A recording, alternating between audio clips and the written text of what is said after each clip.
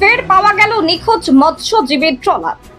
গভীর সমুদ্র থেকে নিখোঁজ হয়ে যাওয়া মৎস্যজীবীর ট্রলার এফবি নীলকণ্ঠ অবশেষে উদ্ধার করা হয়েছে। 4 দিন পর সুন্দরবনের চাঁদখালি ফরেস্ট ক্যাম্পের কাছে ট্রলারটি ভেসে থাকতে দেখা যায়।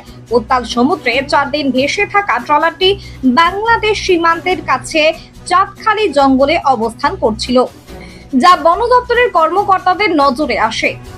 বন দপ্তরের আধিকারিকরা প্রথমে ট্রলারটির অবস্থা শনাক্ত করেন এবং উদ্ধার তৎপরতা শুরু করে। এরপর একটি অন্য মৎস্যজীবী ট্রলার দিয়ে সুকৌশলে এফবি নীলকণ্ঠকে উদ্ধার করা হয়।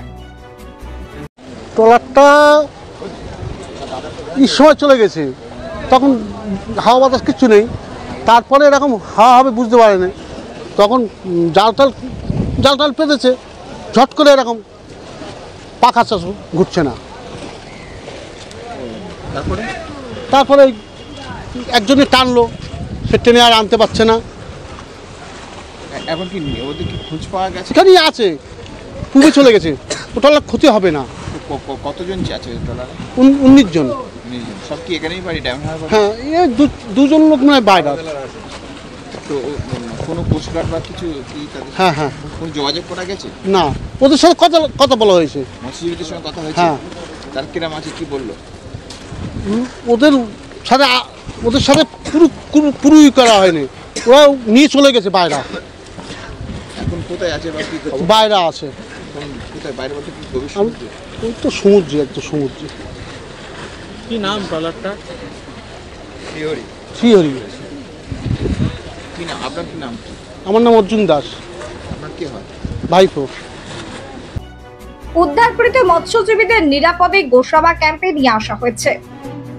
মৎস্যজীবী অ্যাসোসিয়েশন সূত্রে জানা যায়, মৎস্যজীবীদের উদ্ধার নিয়ে তারা অত্যন্ত আনন্দিত। একই সাথে তাদের পরিবারের সদস্যদের জন্য এই খবরটি অত্যন্ত স্বস্তির। উদ্ধারকৃত ট্রলারটির অবস্থা এখন শোচনীয়, তবে মৎস্যজীবীরা নিরাপদ রয়েছেন।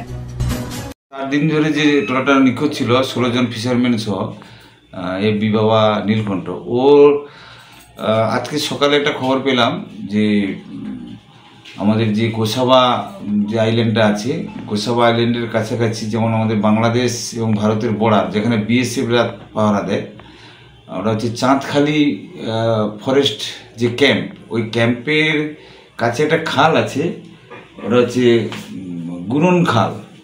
ওই খালেই ওদেরকে আমাদের ভারতীয় যে বিএসএফ, ওরা কিন্তু ওদেরকে সেফ জায়গায় রেখে দিয়েছে এবং ট্রলারের মাঝি স্টাফ এবং হচ্ছে আমাদের বিএসএফের যারা অফিসাররা আছে তাদের সঙ্গে আমাদের কথা হয়েছে, তারা সবাই সুস্থ আছে। অ্যাকচুয়ালি ওটা হয়েছিল কি, যেখানে ট্রলারটা ছিল ওখান থেকে ওই বাতাসে ওদেরকে ঠেলে ঠেলে একেবারে ওই জঙ্গলের ধারে, যেটা হচ্ছে ভারত বাংলাদেশের জঙ্গলের ধারে, যেটা হচ্ছে গোসাবা, ওইখানেই হচ্ছে ওদেরকে ঠেলে রেখে দিয়েছিল। তো বিএসএফ এবং তাদের চোখে পড়তে তারা সেফ জোনে ওখানে রেখে দিয়েছে। তাদেরকে আজকে আনা হচ্ছে?